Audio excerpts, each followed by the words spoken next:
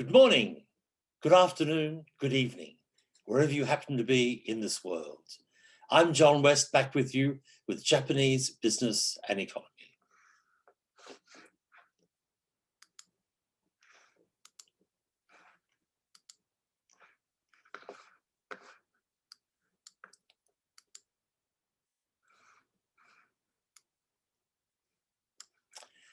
Yes, John West back with you with Japanese business and economy. This will be the second segment, the second part of our first class. In other words, class 1B. Now, our course deals with Japanese business and economy, but in this segment of our class, we're going to look at a little bit of information about the geographic and historic background of the Japanese business and economy.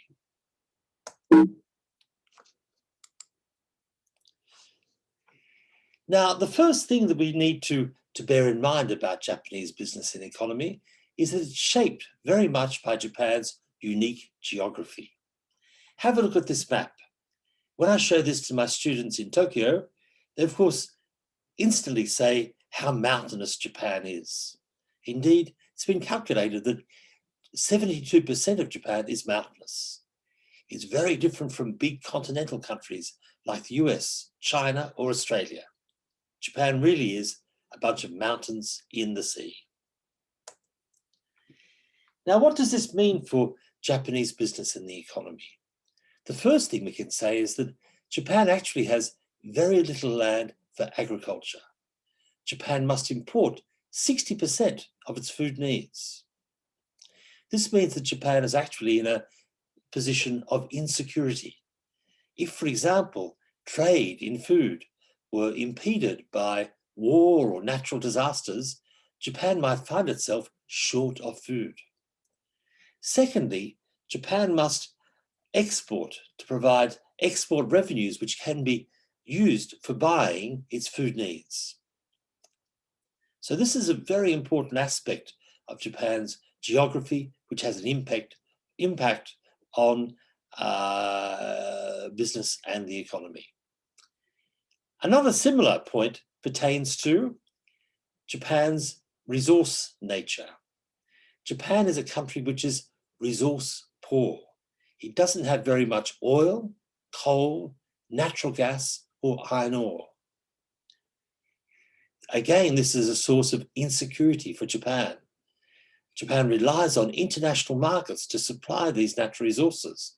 And again, if there was a war or a natural disaster or something else, Japan could find itself in a difficult situation with shortages of natural resources. Japan is not alone in this regard, though. Other countries like China, Korea, Taiwan, and Singapore also find themselves in a position of resource shortages. By contrast, Australia, my country, we're very rich in oil, coal, natural gas, and iron ore. We find ourselves in a complementary relationship with Japan and other Asian countries. We export these products to these countries quite happily and buy manufactured goods in return. Now, please have a look at this chart, which seeks to map out energy self-sufficiency rate in major countries. It only goes from 1973 to 2014, but it's very interesting.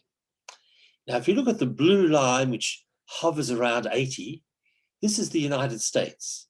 And what this means that for that period there, the US was able to supply itself with 80% of its energy needs. It was self-sufficient to the point of 80%. The UK, United Kingdom, is another interesting case in point. It goes up above the US and back down below. But again, it has a fairly high degree of energy self-sufficiency.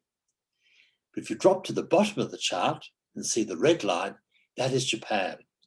And you can see that for most of the period there, Japan can only supply around 10% or less of its energy needs. Japan's energy self-sufficiency rate in the year 2014 is only about 5%. So this highlights the poverty of Japan's resource economy. Japan is very short of natural resources and depends on the rest of the world for these natural resources.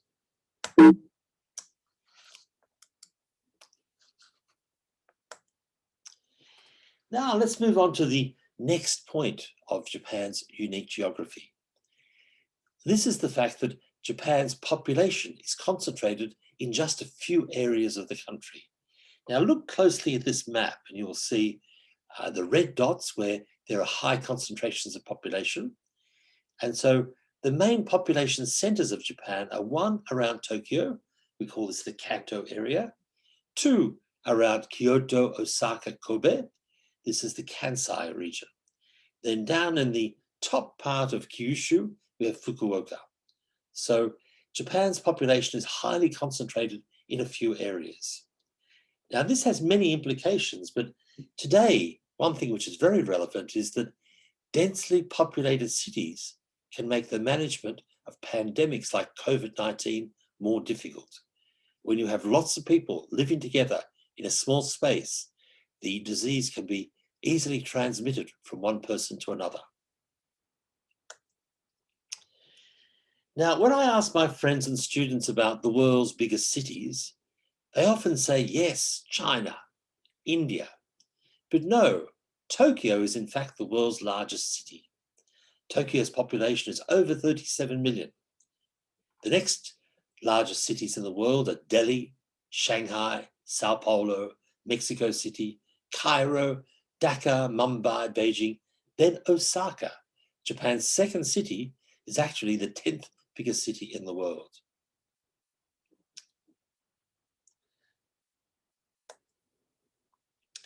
Now, when you think of a country having such big cities, you probably think instantly of poverty and slums. But no, according to the Economist Intelligence Unit, Japan's big cities of Tokyo and Osaka are among the world's most livable cities, the world's most comfortable cities in which to live. Please have a look at this map of the world. You'll see there Vienna has the number 1 next to it. This means that Vienna is the most livable city in the world, the most comfortable city in which to live. Second, Melbourne in Australia. Third, Sydney. Fourth, Osaka. Japan's second biggest city is judged to be the 4th most livable city in the world, and Tokyo, number 7th. How could Japan's enormous cities be so livable? There are many factors, but I think a key factor is the quality of Japan's infrastructure, particularly its transport infrastructure. Japan has lots and lots of people living in Tokyo and Osaka, but they have an excellent metro system, an excellent train system, an excellent high-speed train system, so people can move around very quickly and very easily between their home and their office. So a very important aspect of economic development and living comfortably is great town planning. And Japan succeeds very much in that regard. Now, the next point of Japan's unique geography is something which is very, very serious. Japan lives on what we call the Ring of Fire. Please look at this map of the Pacific Ocean, and you'll see this red mark all around the edge of the Pacific Ocean. And this is where over 80% of the world's earthquakes and tsunamis take place. And this is a question of geology. It's a question of the Pacific Plate, which moves around and causes these earthquakes. Now, the worst natural disaster of recent times was perhaps the triple disaster of earthquake, tsunami, and nuclear meltdown in the year 2011, which killed at least 20,000 people in Japan. Please have a look at this terrible photo. This shows the effect of the tsunami that came into northeastern Japan and wiped out towns and villages and houses. It's a terrible scene. Now, Japan's natural disasters do not just stop at earthquakes and tsunamis. Japan also suffers greatly from typhoons and floods. Have a look at this photo. It's amazing to see. Now, Japan's natural disasters have a great impact on the lives of Japanese people. But it also has a big impact on Japanese business and economy. What happens very often is that when there is a natural disaster, maybe houses, factories, office buildings get greatly damaged, work stops. And so this has a big impact on the business and economy, as well as on just the daily lives of human beings. Fortunately, our Japanese friends have been suffering from natural disasters for such a long time that they're generally pretty well equipped to cope with most natural disasters. But even then, we do have big surprises, like the big earthquake and tsunami in 2011. That was not possible to be prepared for. Now, another aspect of Japan's unique geography is its geographical isolation from the rest of Asia. Please look at this map and you'll see here we have East Asia and the islands of Japan. They are pink or violet and they're sitting off the edge of the East Asian continent. Some people argue that Japan has a unique culture which is due to its isolation, its separation from the continent of East Asia. Now, Japan has been isolated forever, basically, from the continent of East Asia, but Japan also isolated itself politically from the West from 1639 to 1853. And Japan did this out of fear of foreign domination. At this time, Western countries like Portugal, Spain, the Netherlands, and others were invading Asian countries. Not only with that, they were converting people to Christianity. And in the case of Japan, Portuguese and Spaniards were being quite successful in converting Japanese people in the southern part of Japan to Christianity. The Japanese leaders of the time, the shoguns, thought that this might undermine the political stability, undermine their control of the country. So they banned Westerners from being in Japan, except with one exception. And so from 1639 to 1853, what happened was Japan still did trade with China and Korea and with the Netherlands, but trade with all other Western countries was banned. Secondly, Japanese people were not allowed to leave the country. And the shoguns, the political leaders of the time, did this to maintain their control over the country. And so this was another factor that contributed to the isolation, the separation of Japan from the rest of the world.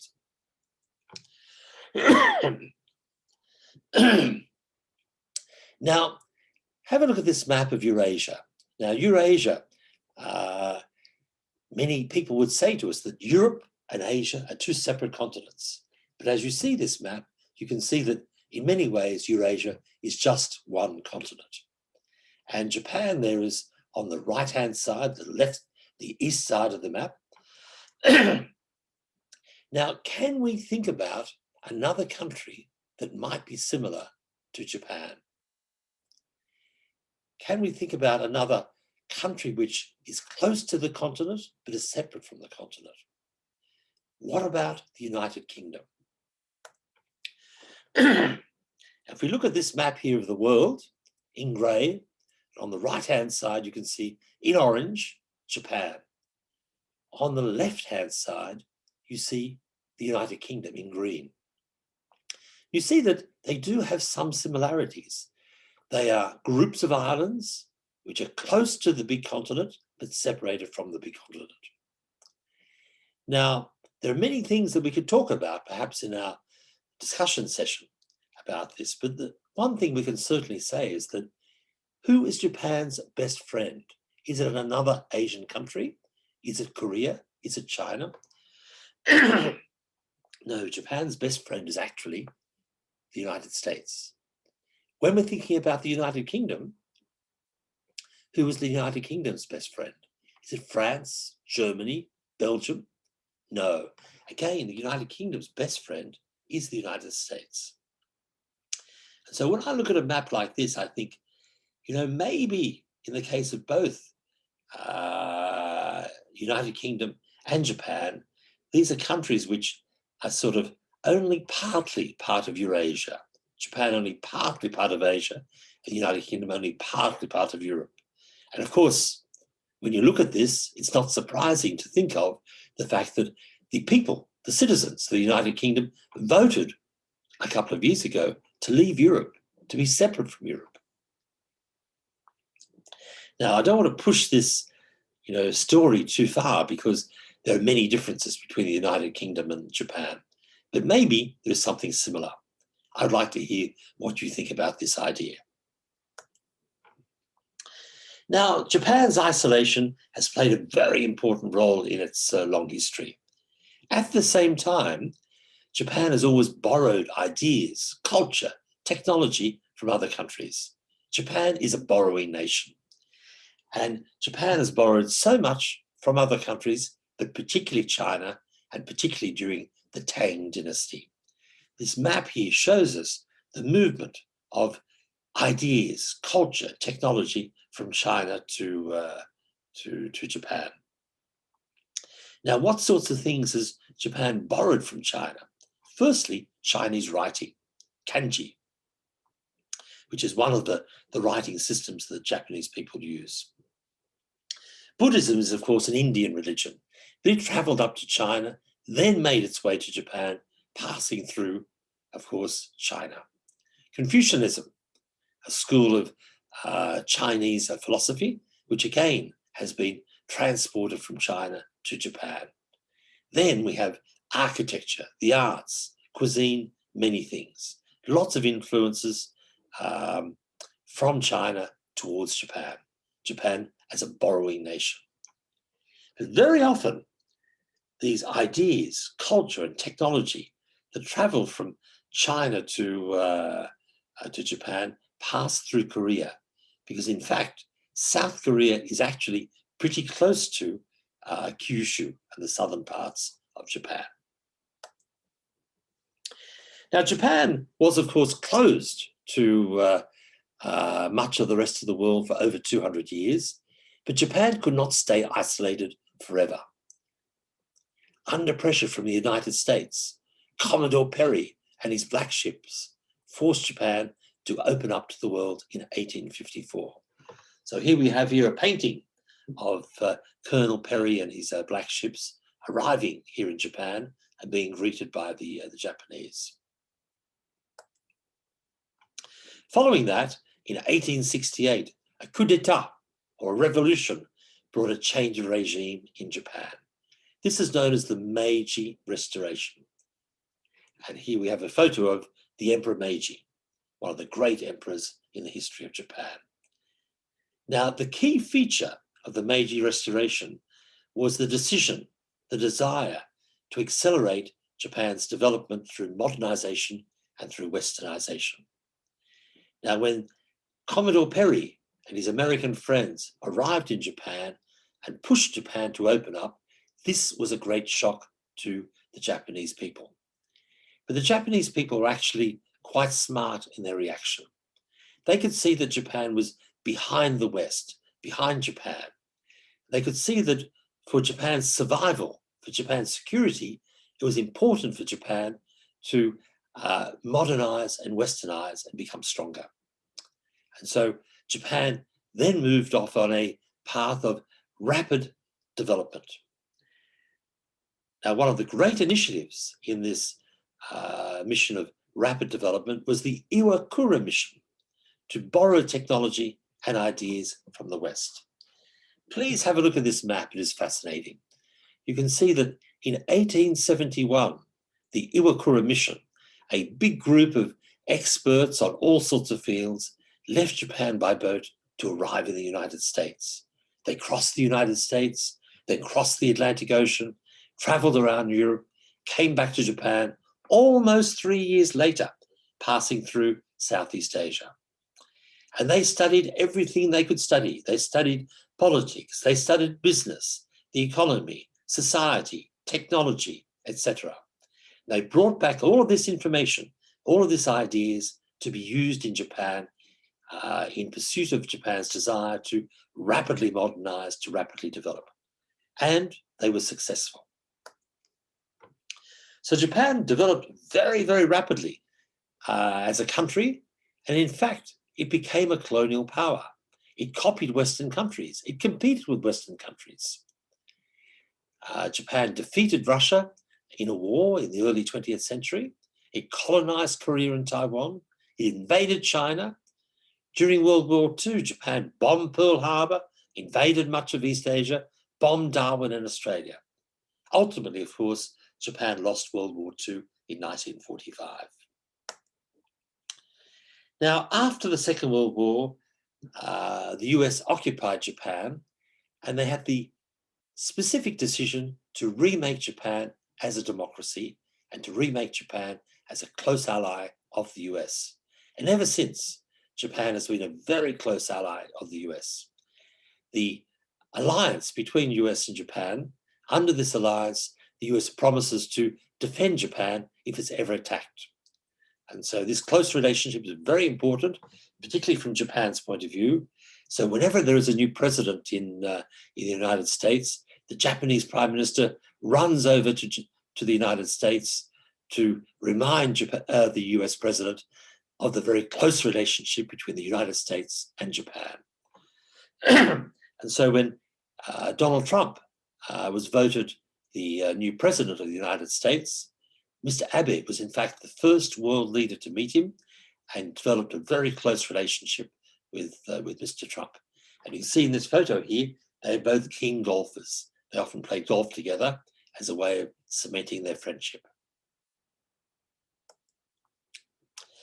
Now, history and territorial disputes still shape Japan's relations with its neighbors today. We recall that Japan colonized Korea and it invaded China. And so Japan today has very complex and difficult relations with China and Korea. Japan today has many free trade agreements with different countries, but it does not have any with China and Korea. Now you'll see this photo of Mr. Abe, the former Japanese Prime Minister, meeting with Xi Jinping, the Chinese president. And Xi Jinping, the Chinese president, doesn't look very happy to meet Shinzo Abe. Funnily, cartoonist has depicted the two of them, depicting Xi Jinping as Winnie the Pooh. This, of course, became a very popular cartoon in the West, and in fact was banned in China. Now, since that photo, Mr. Abe, who was elected Prime Minister of Japan in December 2012, unfortunately had to resign in September 2020 because of ill health. Today, Japan has a new Prime Minister, Mr. Suga. Now, I'd like to say a few words about China and Japan because to some extent, China seems to be following a similar path to the path of Japan, just 40 years later. In 1964, for example, just 19 years after Japan was destroyed by the atomic bomb, Tokyo hosted the Olympic Games. This is an amazing feat. Interestingly, Beijing also hosted the Olympic Games in 2008, 44 years later. Japan's first high-speed train went from Tokyo to Osaka also in 1964. China, in 2007, had its first high-speed train. Osaka hosted the World Exposition in 1970. Shanghai hosted it in the year 2010. And so there's a little bit of a parallel in the development and international profile of both countries, Japan and China, with China in some respects following Japan just 40 years later. More recently, last year, 2020, Tokyo was due to host the Olympic Games again, but unfortunately, they've been postponed until this year, 2021, because of COVID-19. So that was a brief overview of some geographic and historic background, which is relevant to our course in Japanese business and economy. I'd like to thank you once again for spending this moment with me. Domo arigatou gozaimasu. And so I look forward to seeing you again for our next class. And again, if you have any questions, comments, reactions, please don't hesitate to send me an email. I'd be delighted to receive them. And also, you can raise questions with me when we have our class discussions, student discussion sessions. So for the moment, bye-bye, sayonara.